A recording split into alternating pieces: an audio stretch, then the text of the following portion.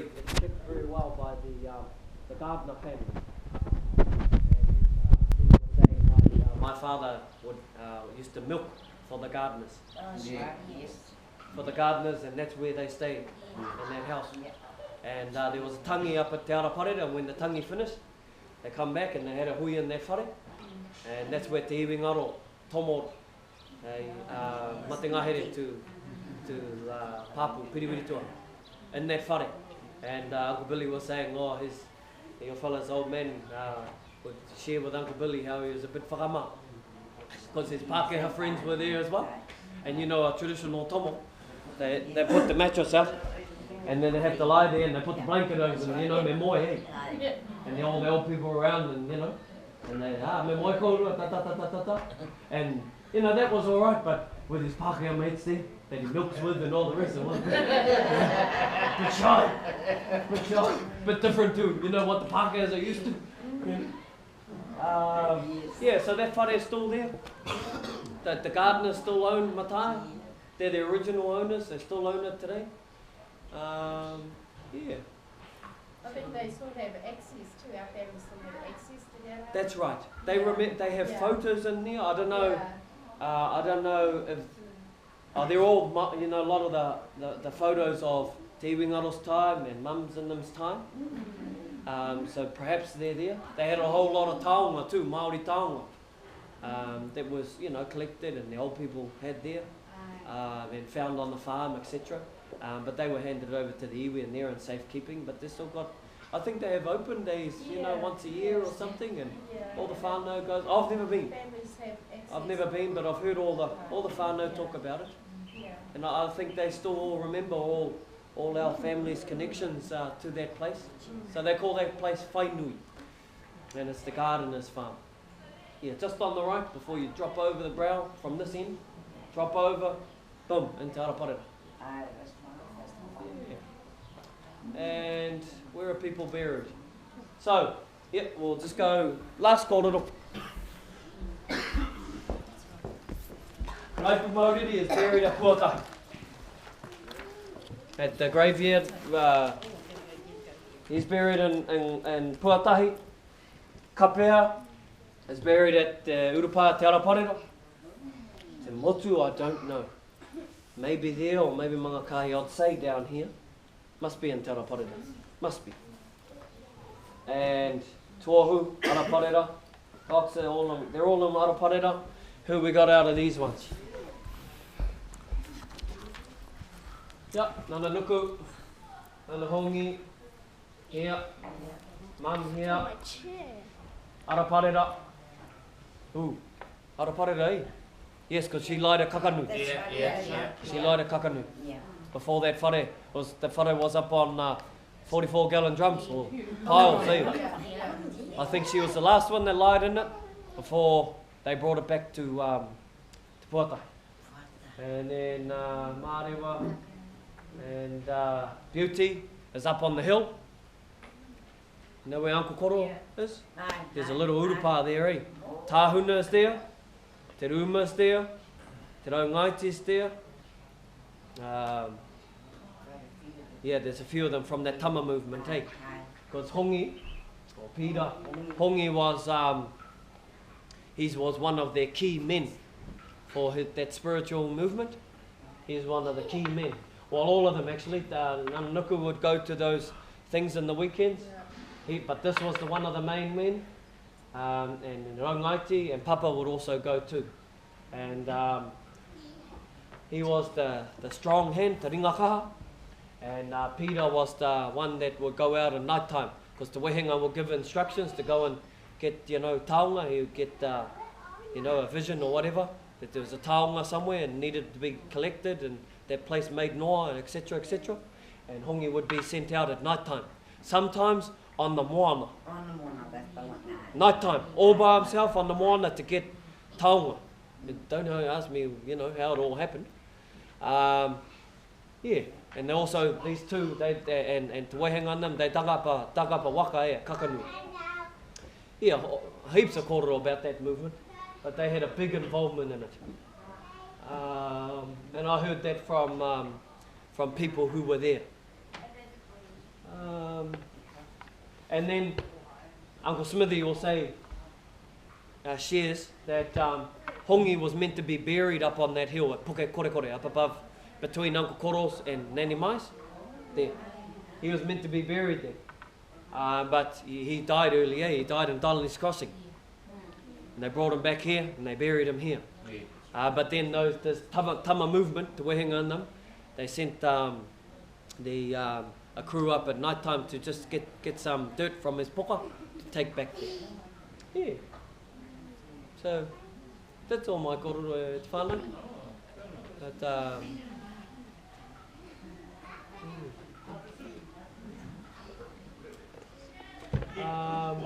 yeah, just to say again that pleasure to be here, nice to be here with all of you, and just share a little bit of korero, and yeah, hope it sparks up more korero and talk all your fellow stuff.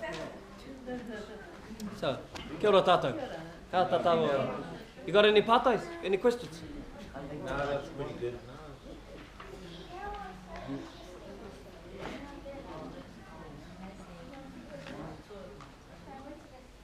Now we know where it all come from now. Yeah. So our connection here, Raharu. Yeah. Kapea takes us back, Kakanui, those places. Nahi, back to Mangaka here, and Puatahi. Mauriri, Whaingaroa, Waikato. Yeah, I want to ask about my old lady. When we went to Morrinsville, well, not to Morrinsville, where Shanky's brother-in-law was buried, we saw a tombstone there of our, we don't know whether it's our uncle, George Kapea. Now, where does he come in the family? George, that's He's a one new of, name he's to one me. of our, It said Tainoi Wirapa, our yeah. young sister's partner was from Taufare. Ah, yeah. Yeah, Yep. and then they said to me that our mother was born in Morrinsville. Oh, well, see. Okay, my grandfather just said Te Raungaiti Hi. and Papa. But, yep, Kapai. Yeah.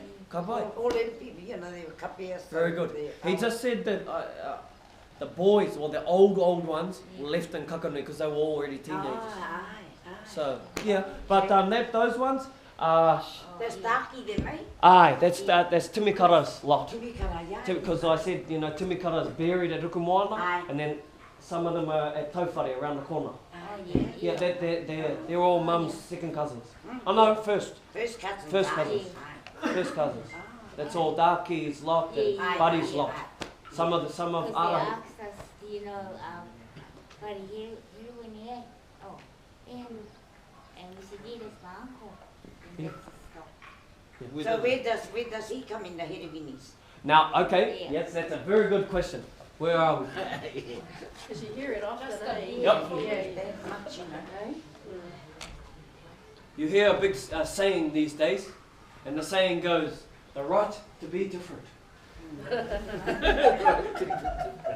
Now, this man, he had 3 names. His proper name is Kapea. He was known by the name of Tetere. They'll call him Tetere all the time. Tetere. And another one of his names is Herewini. Kapai? So Tahuna, and out of all these children here, okay, Te Wingaro Kapea, Miriama married to Ashby, Tame married to Kolmene, Te Arahi held on to the Kapea name, Timikara, Kapea. Oh, yes, Herewini. These 2 chose to go under their father's other name, Herewini. Kapai? You see? But then it comes down to the kids. Well, Buddy and them, Heta took Kapea, but the brother, Buddy, took the Herewini. You know, just to maintain, complicate perhaps, or Confusing. the right to be different. It was a bit confusing for us. Yeah, same. It's the same. But that's where it stems from.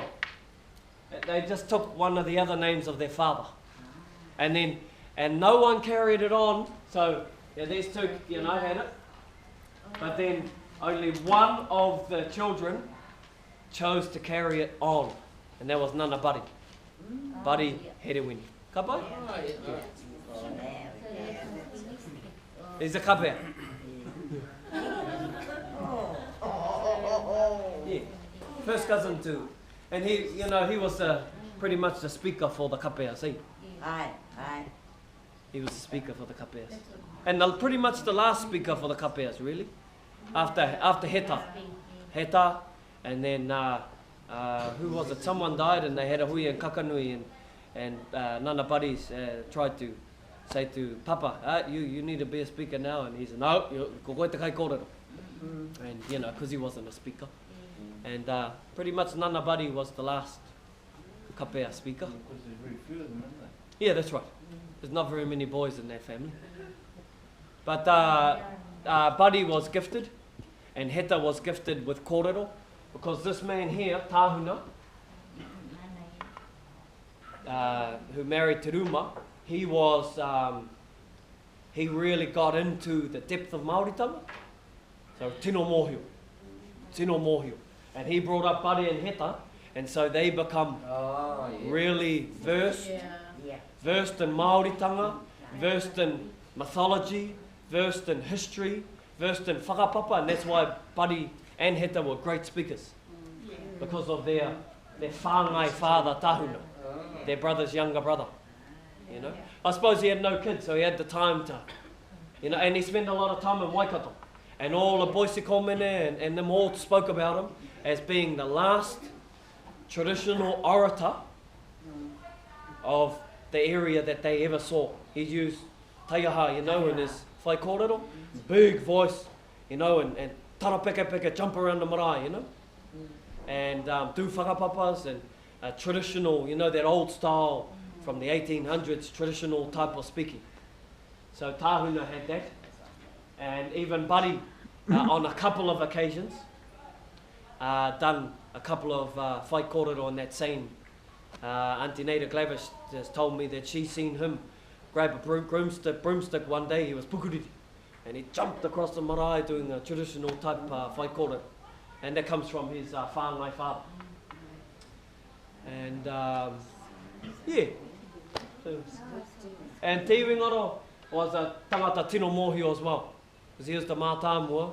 He had a lot of mātauranga, and they had a box, this house full of whakapapa books and photos and all the rest of it, And he had all that kōrero, and he was quite spiritual as well. He had, you know, taha, mata ki te taha, tohunga, I roto i aia. Yeah, so, koe tērā. And the only people I met that knew him, apart from my grandfather, but he was young, so he couldn't really remember him too much. But the only two people I got to speak with that could quite vividly remember him quite well, because they were teenagers, was Tahi, your fella's uncle Tahi Ashby, and old married your fella's uncle, 90-year-old Ashby, Mere, and she remembers him Te Wingaro too.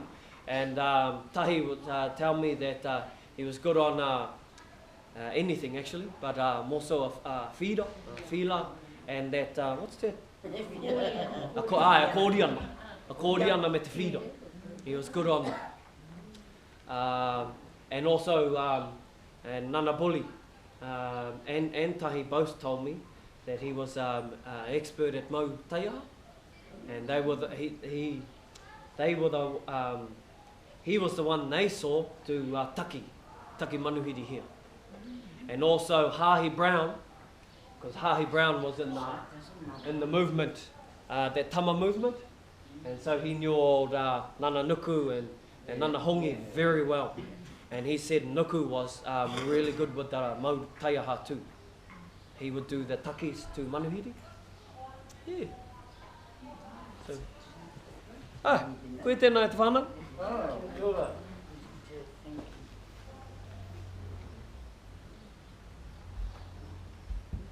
Any more kōrero, pātais? Thank you.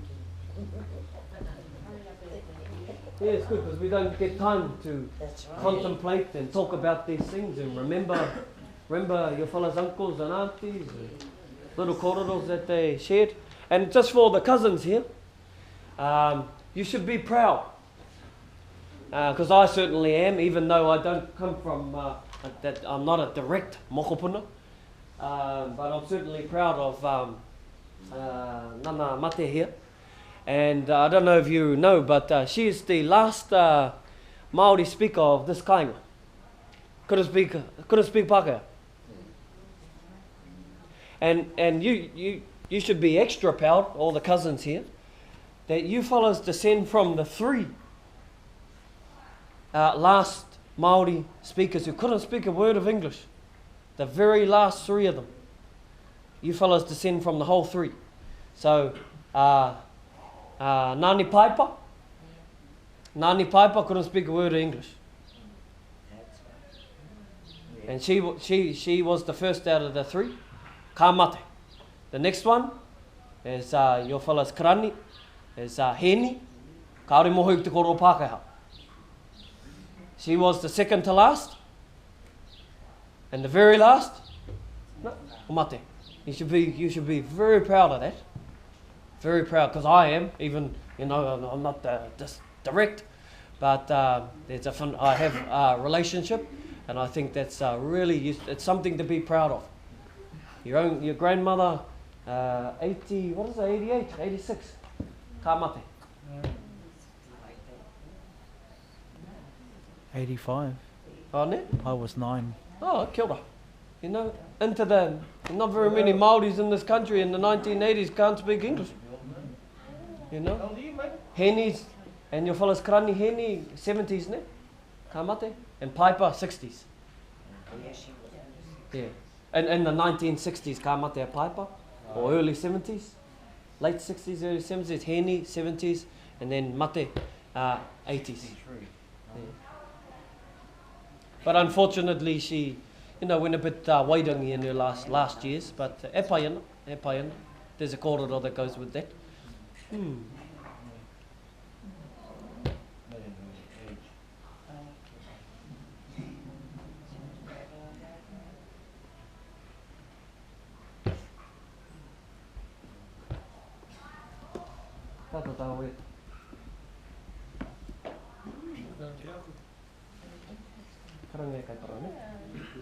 Not cutting off the korero if there's any more pātais and korero kapai, but we'll just sing a song in the meantime.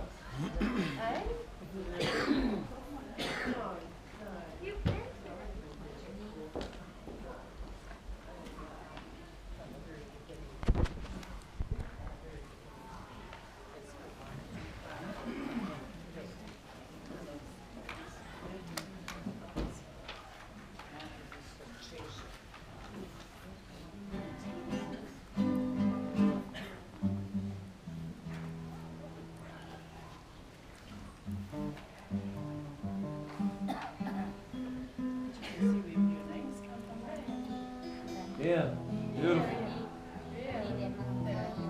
Yes, yeah, te motu. Yeah, te motu, hana, ruma, o. Ingoa tupuna e. And I think, Huianake, the one that named children Ingoa tupuna e.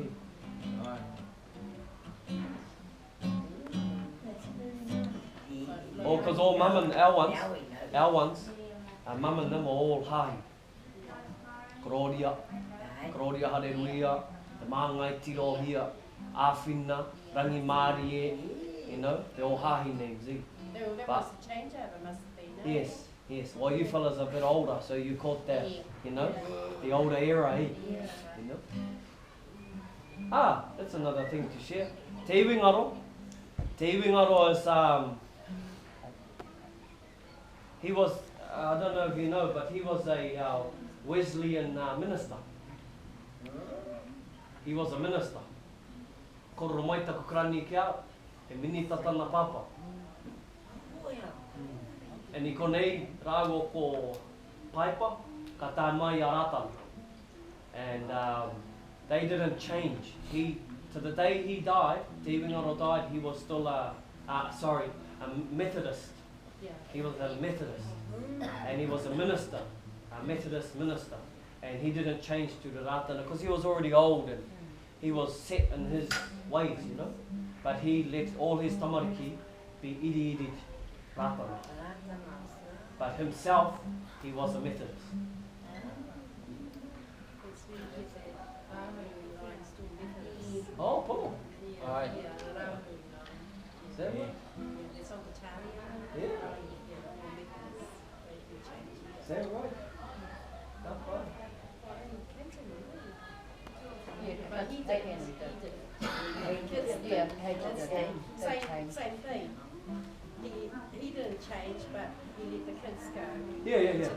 That's right. That's right. That's what Papa was saying. Father didn't change, but he let all of them change.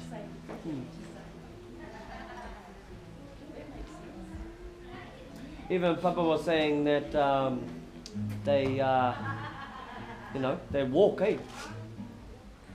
They go to mate in Otamate.